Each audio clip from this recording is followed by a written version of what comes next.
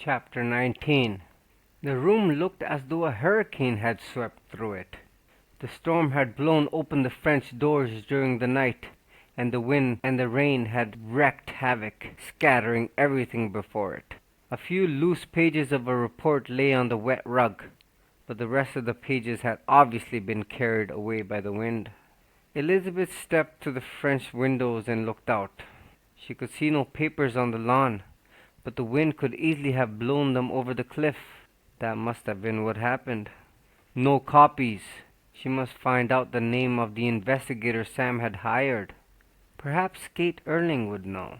But Elizabeth could not be sure now that Sam had trusted Kate. This had become a terrible game, where no one could trust anybody. She would have to move very carefully. Elizabeth suddenly remembered there was no food in the house. She could shop at Cala di Volpe and be back before Alec arrived. She went to the hall closet and got her raincoat and a scarf for her hair. Later, when the rain let up, she would search the grounds for the missing papers. She went into the kitchen and took the key to the Jeep from the key rack. She walked out the back door that led to the carport. Elizabeth started the engine and carefully backed the Jeep out of the carport. She turned it around and headed out the private driveway, braking to slow down because of the wet surface. At the bottom of the driveway she turned right, onto the narrow mountain road that led to the little village of Cala di Volpe below. There was no traffic on the road at this hour, but there seldom was, for few houses had been built up this high. Elizabeth glanced down at her left and saw that the sea below had become dark and angry, swollen with the night storm. She drove slowly, for this part of the road became treacherous. It was narrow, with two lanes that had been cut into the side of the mountain, along a sheer precipice. On the side of this lane was a solid rock of the mountain, and on the outside, a drop of hundreds of feet to the sea below. Elizabeth kept as close as she could to the inside lane, braking to fight the momentum of the steep mountain gradient. The car was approaching a sharp curve. Automatically, Elizabeth put her foot on the brakes to slow the Jeep down. The brakes were dead. It took a long moment to register. Elizabeth pressed again, harder, pushing down on the pedal with all her strength, and her heart began to pound as the Jeep kept gathering speed. It took the curve and was moving faster now, racing down the steep mountain road, gaining momentum with each second. She pressed down on the brakes again. They were useless. Another curve lay ahead. Elizabeth was afraid to take her eyes off the road to look at the speedometer, but out of the corner of her eye she could see the needle racing upward, and she was filled with an icy terror. She reached the curve and skidded around it, much too fast. The back wheel slid toward the edge of the precipice. Then the tires found their traction and the Jeep plunged forward again, hurtling down the steep road ahead. There was nothing to stop it now. No barriers, no controls, only the swift roller coaster ride down and the deadly, beckoning curves ahead. Elizabeth's mind raced frantically, seeking some escape. She thought of jumping. She risked a quick look at the speedometer. She was going 70 miles an hour now, and building up speed every moment. Trapped between the solid mountain wall on one side and the deadly drop into space on the other. She was going to die.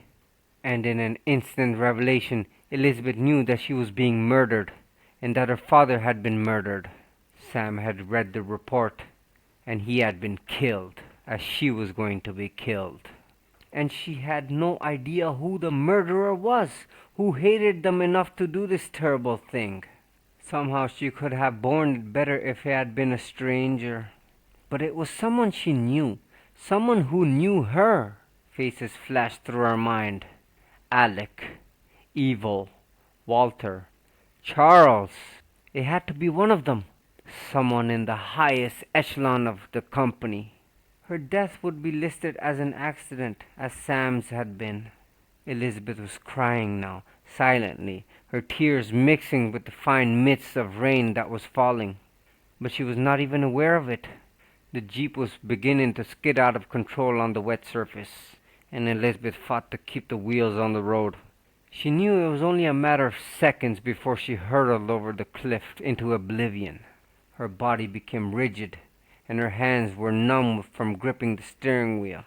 There was nothing in the universe now but herself, careering down the mountain road, with the roaring wind tugging at her, saying, "Come join me," tearing at the car, trying to push it over the brink of the cliff. The Jeep started into another skid, and Elizabeth fought desperately to straighten it out, remembering what she had been taught. Steer into the skid, always into the skid, and the rear wheels straightened out and the car continued racing down. Elizabeth stole another quick glance at the speedometer. 80 miles an hour! She was catapulting toward a steep hairpin curve ahead, and she knew she was not going to make this one.